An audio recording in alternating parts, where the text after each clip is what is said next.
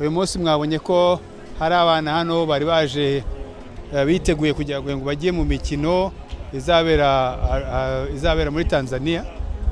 Twari twaje rero kugira ngo tubifurize urugendo ruhire kandi tunabifuriza ko bazatsinda mu mikino bagiyemo. Hari bamwe bari hano, hari abandi bari Rwamagana, baraza kubafata bari mu nzira, ariko nk'uko mwabonye bariteguye. Ndetse umwaka ushize hari abari baragiye muri Uganda muri iyi mikino kandi bagarukanye intsinzi. Ubwo rero ni ukugira ngo dukangurire n'abandi banyeshuri kugira ngo bitabire imikino cyangwa sport, ariko mwabonye ko twanabaganirije ku byerekeye uko bazitwara bari muri Tanzania, ko bibuka ko bagiye ari nk'abambasaderi b'u Rwanda aho bari hose.